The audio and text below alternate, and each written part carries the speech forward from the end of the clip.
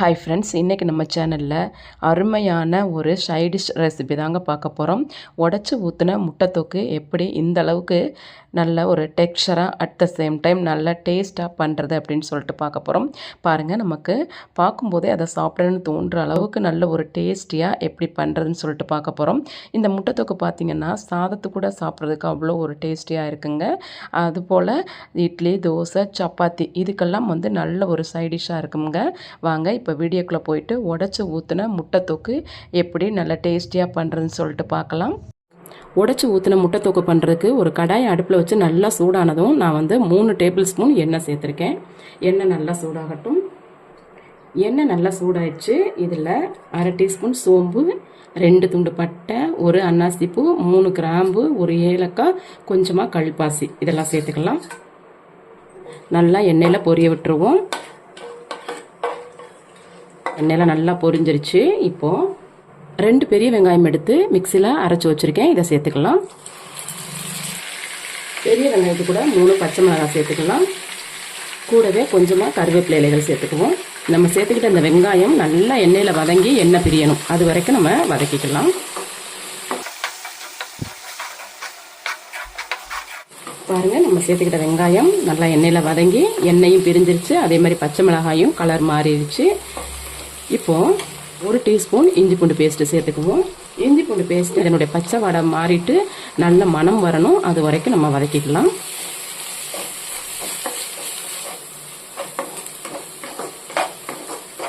இஞ்சி பூண்டு சேர்த்து நல்லா எண்ணெயில் வதக்கிட்டோம். மனம் வந்துருச்சு. இப்போ இதில் 1/4 டீஸ்பூன் மஞ்சள் தூள், 1 டீஸ்பூன் காஷ்மீரி மிளகாத்தூள், இது 2ஐயும் சேர்த்து எண்ணெயில் நல்லா வதக்கிக்கிடுவோம். பாருங்கள், நம்ம சேர்த்துக்கிட்ட மஞ்சத்தூளும் மிளகாத்தூளும் நல்லா எண்ணெயில் வதங்கி எண்ணெய் பிரிய ஆரம்பிச்சிருச்சு. இந்த நேரத்தில் 2 தக்காளி நல்லா பழமாக எடுத்து மிக்சியில் அடித்து வச்சுருக்கேன். அதை சேர்த்துக்கலாம். இப்போ நம்ம சேர்த்துக்கிட்ட இந்த தக்காளி பேஸ்ட்டு நல்லா எண்ணெயில் வதங்கி எண்ணெய் பிரிஞ்சு வரணும். அது வரைக்கும் நம்ம வதக்கிக்கலாம்.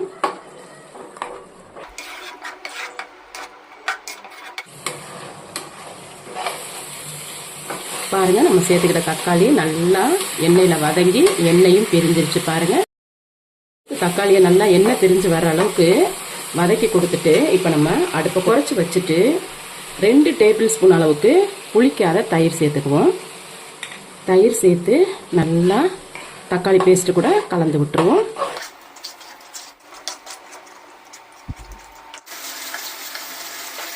பாருங்கள், நம்ம சேர்த்துக்கிட்ட தயிரை நல்லா எண்ணெய் பிரிஞ்சு வர அளவுக்கு வதக்கி கொடுத்துட்டோம்.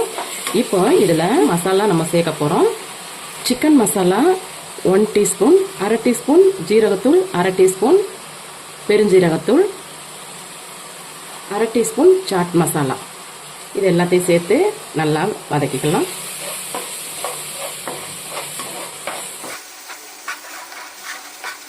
உடச்சி ஊற்றின முட்டை தொக்குக்கு தேவையான மசாலா சேர்த்து நல்லா எண்ணெய் பிரிஞ்சு வர அளவுக்கு வதக்கி கொடுத்துட்டோம். இப்போ இதில்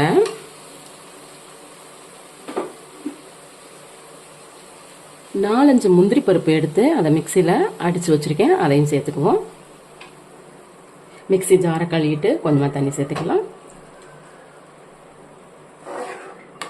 அரைச்சி ஊற்றின முந்திரி பருப்பை மசாலா கூட நல்லா கலந்து விட்டுருவோம்.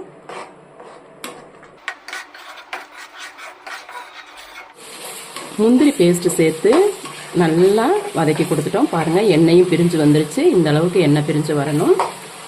இப்போ இதில் தண்ணி சேர்த்துக்குவோம். தண்ணி பார்த்திங்கன்னா நான் ஒரு 100 ml மட்டும்தான் சேர்க்குறேன், ரொம்ப சேர்க்கலை. கூடவே உப்பு சேர்த்துக்கலாம். இப்போ நம்ம சேர்த்துக்கிட்ட தண்ணியவும் உப்பையும் சேர்த்து நல்லா மசாலா கூட கலந்து விட்டுருவோம்.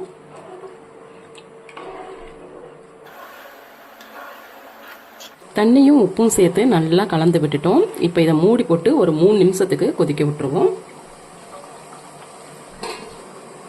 ஓப்பன் பண்ணி பார்ப்போம். பாருங்கள், குழம்பு நல்லா கொதிச்சுட்டு மேலெல்லாம் எண்ணெய் பிரிஞ்சு நிற்கிது. இப்போ இதை நம்ம கலந்து விட்டுருவோம். இந்த மாதிரி கலந்து விட்டுட்டு இப்போ இதில் நம்ம முட்டை சேர்க்க போகிறோம். முட்டை பார்த்தீங்கன்னா நான் 4 முட்டை உடச்சி வச்சுருக்கேன். இப்போ இதை நம்ம குழம்புல சேர்த்துருவோம்.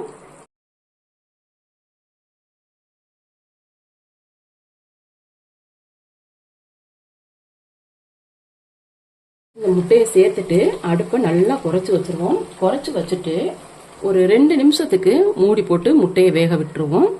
முட்டை வேகிறதுக்கு மூடி போட்டு 2 நிமிஷம் ஆயிடுச்சு. ஓப்பன் பண்ணுவோம்.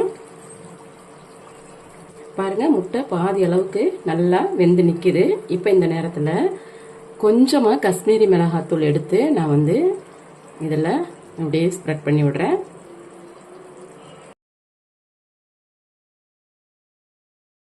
காஷ்மீரி மிளகாத்தூள் கூட கொஞ்சமாக கருவேப்பிலை இலைகளும் நான் சேர்த்துக்கிறேன். உங்ககிட்ட மல்லி இலை இருந்துச்சுன்னா சேர்த்துக்குங்க. இப்போ மறுபடியும் மூடி போட்டு நல்லா முட்டையை வேக விட்டுருவோம். முட்டை நல்லா வெந்திருக்கும். இப்போ ஓப்பன் பண்ணி பார்ப்போம். பாருங்க, முட்டை நல்லா வெந்துருச்சு. வெந்துட்டு கிரேவியும் நல்லா சைடில் எண்ணெய் பிரிஞ்சு நல்லா திக்கான கன்சிஸ்டன்சிக்கு வந்திருக்கு. இப்போ நம்ம முட்டையை திருப்பி விடுவோம்.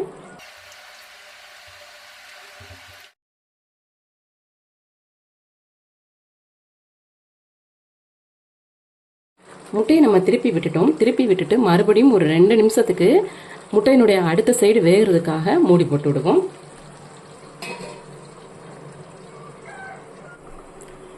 ரெண்டு நிமிஷம் ஆயிடுச்சு. ஓப்பன் பண்ணி பார்ப்போம். பாருங்க, நமக்கு எவ்வளோ சூப்பரான உடைச்சு ஊத்துன முட்டை தொக்கு நமக்கு ரெடி ஆயிடுக்கு. பாருங்க, இதை இப்போ மறுபடியும் நம்ம திருப்பி விட்டுருவோம்.